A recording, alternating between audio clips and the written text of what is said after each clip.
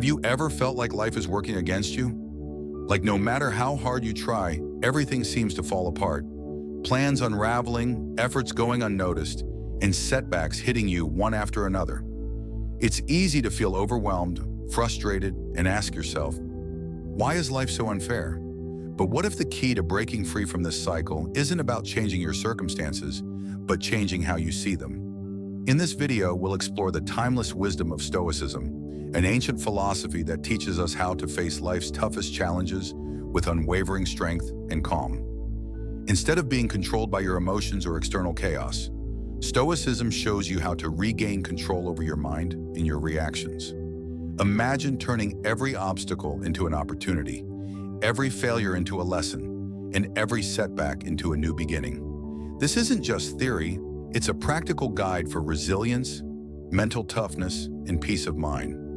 So if nothing seems to be going your way right now, don't give up. Watch this video to discover how shifting your mindset can transform your life and empower you to rise above adversity with clarity and courage. Your breakthrough starts here. Let's begin. Number 1, the illusion of total collapse. There are moments in life when everything seems to unravel at once. The job you thought was secure suddenly vanishes. A relationship that anchored you begins to fracture. A health scare arrives out of nowhere. Even small things, a missed deadline, a canceled plan, a harsh word begin to feel enormous, like tremors warning of some greater catastrophe. One problem blends into another until your world feels like it's caving in. In those moments, a voice inside whispers, "It's all falling apart. I can't take any more." But that voice is lying. What you're experiencing is not reality. It's the illusion of total collapse. It feels real, overwhelming, and permanent, but it isn't. Your emotions, fueled by fear and frustration, have taken isolated events and spun them into a false narrative. That your life is beyond repair, that nothing can be salvaged. But life isn't collapsing, it's changing. And change, especially when it's unwanted, can feel like destruction. The Stoics understood this tendency of the human mind to exaggerate its suffering. Epictetus taught, men are disturbed not by things, but by the views they take of them. It's not the external events that ruin us, but our interpretation of them. We don't break under reality, we break under the weight of our imagined catastrophes. Imagine a person who gets laid off from a job they've held for 10 years. The initial shock is devastating. Panic sets in. What if I can't pay my bills? What if I never find another job? What will people think? In reality, they've lost a job. That's the fact. But in their mind, they've lost everything. Status, security, identity. They begin to spiral, believing that this one event signals the end of their upward path. But step back, and you'll see the flaw in that thinking. The job loss is a difficult moment, yes, but it is also a single page in a long book. It is not the final chapter. Marcus Aurelius, writing during wars and plague and political turmoil, reminded himself daily, if you are distressed by anything external, the pain is not due to the thing itself, but to your estimate of it, and this you have the power to revoke at any moment. The Emperor of Rome knew what it meant to feel the weight of responsibility, the pressure of failure, and yet he grounded himself not in circumstance, but in perception. The illusion of collapse thrives in silence and isolation. When you don't speak your fears aloud, when you don't question the story your mind is feeding you, it becomes easy to believe that everything is worse than it is.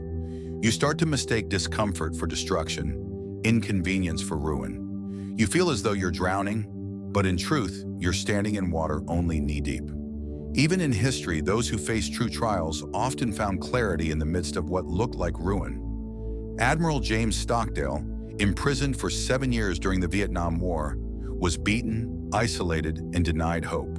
And yet he survived, not by denying the harshness of his reality, but by refusing to let it define his spirit. "I never lost faith in the end of the story," he said. He lived by Epictetus's teachings, separating the suffering of the body from the freedom of the mind. To someone on the outside, his life appeared broken beyond repair, but within he remained intact. That's the power of perspective. It's easy to forget how resilient you are when the world feels heavy. But if you pause and breathe just long enough to interrupt the emotional flood, you may realize that not everything is broken. Maybe only one thing is. And maybe, just maybe, it's the thing that needed to fall apart for something better to emerge. What you're facing might be painful, it might be difficult, but it's not the end. It's a moment, and moments pass. When your world feels like it's collapsing, don't ask, why me? Ask, what's the story I'm telling myself right now? Then question that story, interrogate it, strip it down to what's real. Because reality, as harsh as it may seem, is always more manageable than fear. You can face facts. You can't wrestle illusions. The world isn't conspiring against you. It's simply turning, as it always does. And if you hold your center, if you stay present and clear-eyed, you'll see that the foundation beneath your feet is still there. Cracked maybe, uneven, but solid. Enough to stand on, enough to rebuild. The collapse you feel, it's not real. What's real is you, and you are still standing. Number 2, you are not your emotions. Picture this. You're standing in the middle of a raging storm. The wind is howling, the rain stings your skin, and the world around you feels like it's breaking apart. Your heart pounds so hard you think it might burst. You feel like screaming, running, or collapsing under the weight of it all. In that moment, your emotions roar louder than anything else. Anger, fear, sadness. They drown out your reason, your hope, your strength. It feels like those feelings are you, like they define who you are. But here's the raw truth that can change everything. You are not your emotions. They are powerful. They are loud. They can feel all-consuming. But they are not who you are at your core. Your emotions are like waves crashing against the shore, sometimes fierce, sometimes gentle. But underneath it all, you are the unmovable rock that endures. You are not the storm raging inside you. You are the calm eye that remains steady and unshaken. Imagine a raging wildfire sweeping through a forest. The flames leap high, consuming everything in their path, threatening to destroy all life. Yet beneath the ashes, deep underground, roots remain, silent, unseen, untouched. When the fire passes, those roots start to sprout again, bringing life back to the scorched earth. Your emotions are the wildfire, fierce and overwhelming. But your true self, the roots, remains intact, ready to grow stronger after the storm. This is the moment to remember what the Stoics have known for thousands of years. Epictetus said it plainly. Men are disturbed not by things, but by the views they take of them. Your emotions arise from the stories you tell yourself. When everything goes wrong, it's easy to believe those stories, the ones that say you're defeated, broken, helpless. But those stories are not your truth. They are just thoughts, passing like clouds across your mind. Marcus Aurelius, the Roman emperor, who faced war and loss every day, wrote, "You have power over your mind, not outside events." This means no matter how wild your emotions feel, you still hold the reins. You are the one who decides how to respond, not your fear, not your anger, not your pain. Think of a time when anger surged up inside you after a betrayal, when sadness whispered you're alone and worthless. That feeling was real, but it was not your identity. You felt anger, but you are not angry. You felt sadness, but you are not sadness. You are the presence that witnesses those emotions and can choose what to do next. This is freedom. Freedom from being ruled by every overwhelming feeling. Freedom to say, yes, I feel this pain, but I am not defined by it. Freedom to breathe, to step back, and to keep moving forward even when your emotions scream to stop. You are stronger than your hardest feelings. You are more than your darkest moments. You are the light that can break through the storm clouds, the quiet strength that no storm can steal. So when everything seems to be going wrong, when your emotions try to drown you, remember this: you are not your emotions. You are the steady flame in the wind. You are the rock beneath crashing waves. You are the power that refuses to be broken. Hold on to that truth. Let it be your anchor, because no matter how fierce the storm feels, you will get through it, stronger, wiser, and more alive than ever before. Number 3, Reframe setbacks as setups.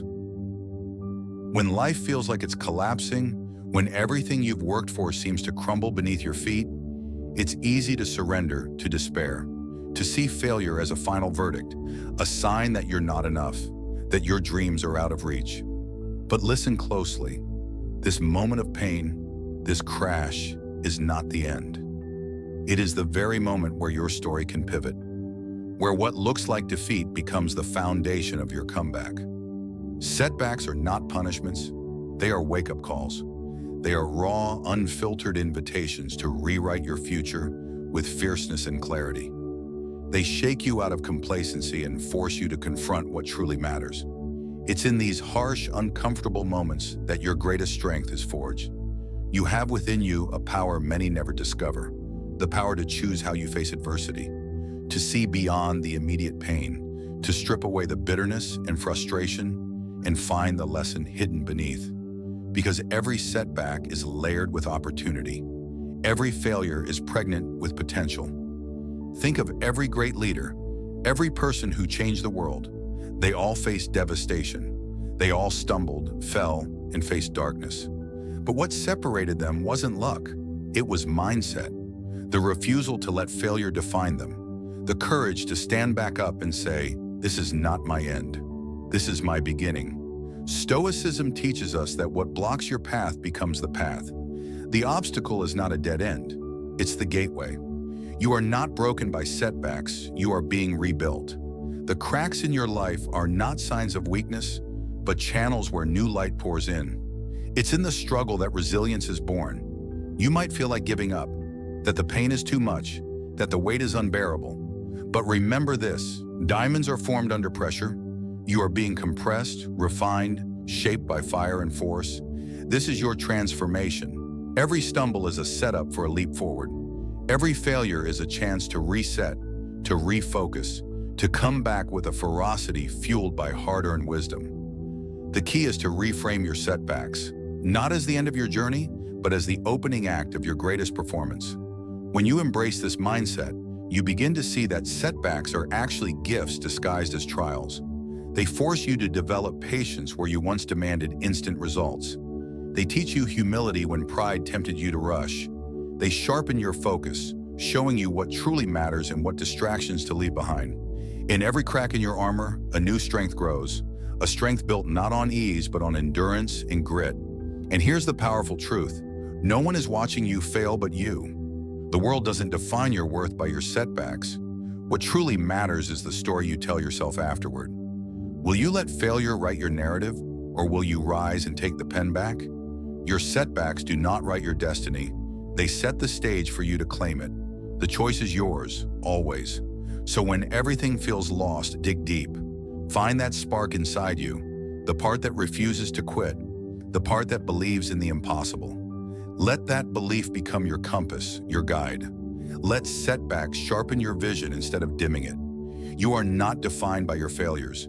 You are defined by your ability to rise after them, to turn the pain into purpose, the loss into lessons, the heartbreak into hope.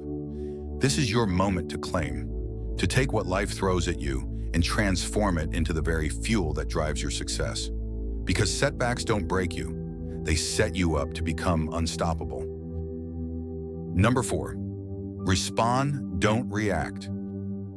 In the heat of the moment, when your heart races and your breath shortens, the instinct to react can feel overwhelming. A harsh word, a sudden disappointment, a cruel twist of fate. Your emotions surge like a tidal wave, threatening to sweep you away. It's easy to lash out, to spiral into frustration, anger, or despair. But this is the exact moment that defines your strength, your character, your future. Reacting is automatic. It's raw, impulsive, and often destructive. It hands over your power to the chaos swirling around you. But responding is a choice, a conscious, courageous act that sets you apart. It's the space between the stimulus and your action, where your true power lives. Imagine a boxer in the ring. The punches come fast and fierce, designed to provoke a reaction. But the greatest fighters don't just react, they respond. They stay calm, assess the situation, and strike back with precision and control. Life's challenges demand the same mastery. When everything seems to be going wrong, your ability to pause and respond wisely becomes your greatest weapon. Marcus Aurelius taught, "If you are distressed by anything external, the pain is not due to the thing itself, but to your estimate of it, and this you have the power to revoke at any moment." Your emotions are not the enemy, they are signals, but you decide how to listen, how to interpret, and how to act. Pause, breathe. In that small, powerful space, reclaim your power. Respond with intention, not reaction. When you do this, you don't just survive the storm, you become the calm in it. Every response you make shapes your path forward. Respond with patience when others push your buttons. Respond with kindness when faced with cruelty. Respond with strength when weakness tempts you to crumble. This is not weakness. It is the highest form of courage. Remember, you are not a puppet to circumstance or emotion. You are the master of your mind and heart. By choosing to respond rather than react, you rewrite your story, not as a victim of life's chaos, but as its conqueror. The next time life throws you off balance, resist the urge to react in anger or fear. Instead, respond with clarity and power. Because in that moment, you don't just change the outcome, you change who you are. This is the essence of true resilience. When you respond rather than react, you build a fortress around your spirit, one that no external storm can penetrate. This discipline doesn't come easily. It requires practice, patience, and the relentless determination to master yourself even when everything feels like it's falling apart. And here's the incredible truth. Every time you choose response over reaction, you grow stronger. Your mind sharpens, your heart steadies, and your soul deepens. Life will never stop testing you, but with each test you become more unshakable, more unstoppable, more alive. Number 5, let go of the victim mentality. There is a quiet trap that many fall into when life feels overwhelmingly unfair: the victim mentality. It whispers lies that you are powerless, that the world is against you, that your suffering is someone else's fault. It offers a tempting refuge, a place to blame, to feel sorry for yourself, to give up.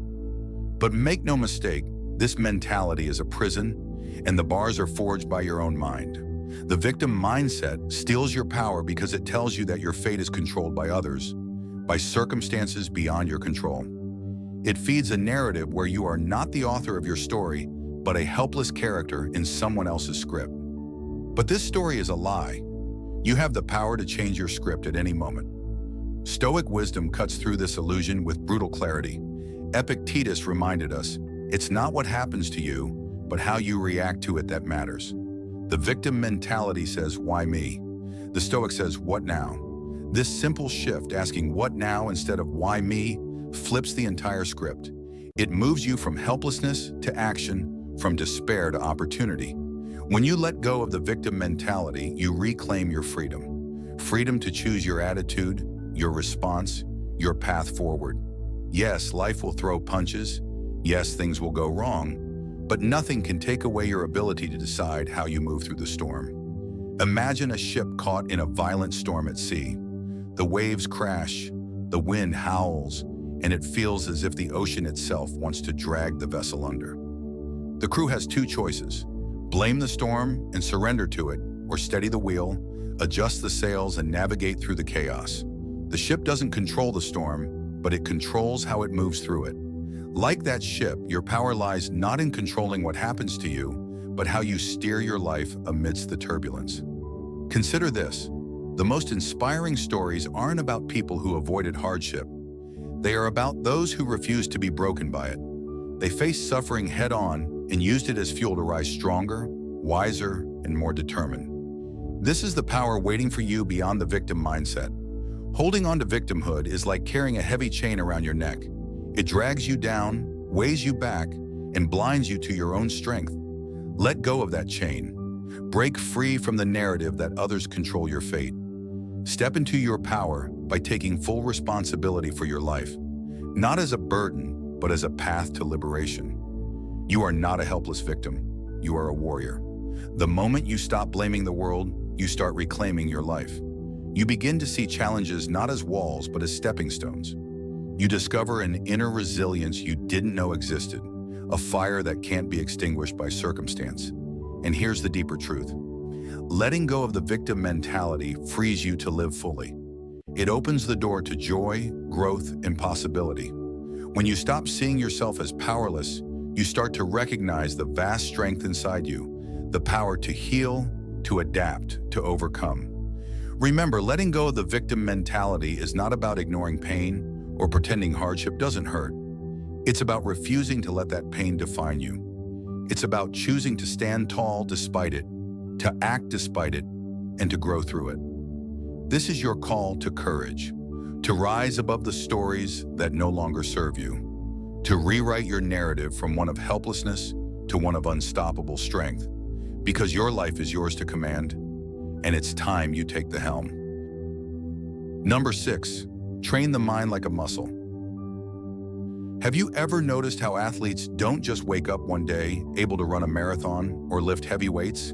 They train relentlessly, pushing their bodies through pain, fatigue, and doubt, because strength is earned, not given. Your mind works the same way.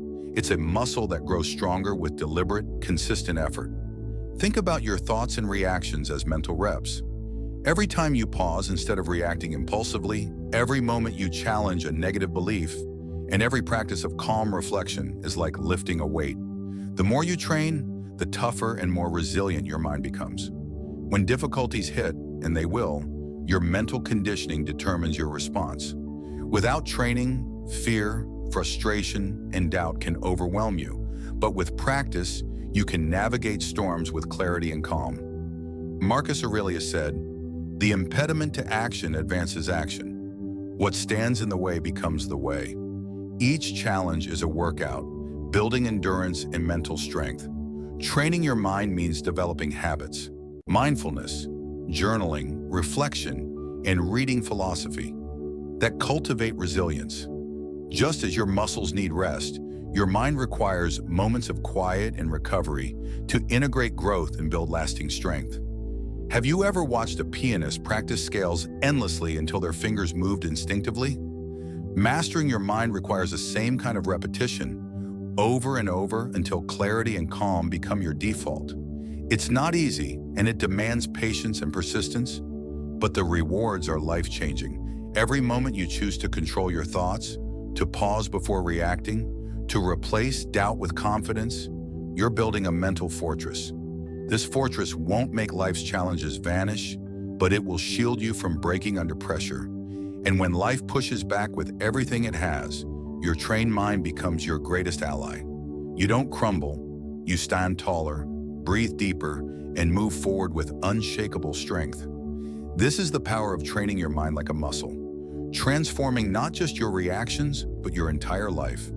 There will be days when your mind feels weak, when doubt and fear seem to flood in despite your best efforts. On those days, remember that training is a process, not a destination. Even the strongest athletes have off days. What sets them apart is their refusal to quit. Mental strength grows in those moments when you choose to keep showing up, to keep practicing, even when it's hard. The beauty of training your mind is that progress compounds. Each small effort, each mindful breath, and each deliberate choice builds upon the last. Over time, you'll look back and realize you've transformed, not because the world changed, but because you did. You became someone who doesn't just survive hardship, but thrives because of it. So ask yourself, how am I training my mind today? Am I building strength through deliberate practice, or letting my thoughts run wild and unchecked? What small mental reps can I commit? Number 7, accept fate with grace. Amor fati. See yourself standing at the edge of a vast ocean, waves crashing relentlessly around you, winds pulling you in every direction. You can either fight against the storm, exhausting yourself against forces beyond control, or you can learn to flow with the currents, embracing whatever the sea sends your way. This is the heart of Amor fati, to love your fate not despite its challenges, but because of them.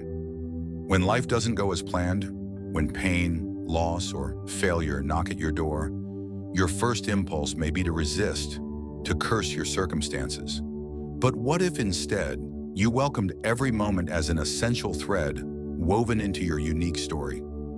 Marcus Aurelius reminded himself, "Accept whatever comes to you, woven in the pattern of your destiny, for what could more aptly fit your needs?" This radical acceptance frees you from the chains of frustration and regret. See yourself like a skilled sailor caught in a storm. You cannot control the wind or the waves, but you can adjust your sails and steady your course. The storm itself is neutral. It is your response that shapes your journey. By embracing your fate with grace, you shift from victim to victor, from despair to determination. Amor fati doesn't mean giving up or passivity. It means recognizing that events don't hold inherent meaning until you assign it. Each challenge, each setback is an opportunity for growth, if you let it be. Epictetus, once a slave, taught that true freedom lies in mastering your mind. It's not what happens to you, but how you react to it that matters. See yourself rising above life's chaos, not by avoiding hardship, but by meeting it head-on with courage and love. Accepting fate with grace is like turning your pain into power, your struggles into strength. It's seeing the entire tapestry of your life, the light and the dark, as beautiful and necessary. Ask yourself, can I love my fate, the good and the bad, the victories and the losses? Can I trust that every twist in my story is shaping me into someone stronger and wiser? When you answer yes, you step into a profound freedom, because you stop resisting life and start living it fully, with an open heart. So when life throws its hardest storms, don't fight to sink or swim aimlessly. Stand tall, open your arms to the wind, and say yes to whatever comes. This is the power of amor fati, the strength to embrace your fate with grace and to find peace no matter what life brings. Every moment you resist fate is a moment lost to frustration and wasted energy. But when you surrender to the flow, you free yourself to focus on what you can control: your attitude, your effort, your resilience. This surrender is not weakness. It is the greatest form of strength. It takes courage to love what life hands you, especially when it's hard. Remember, fate is not just a series of random events, but the soil where your character grows. By accepting fate with grace, you nurture that growth.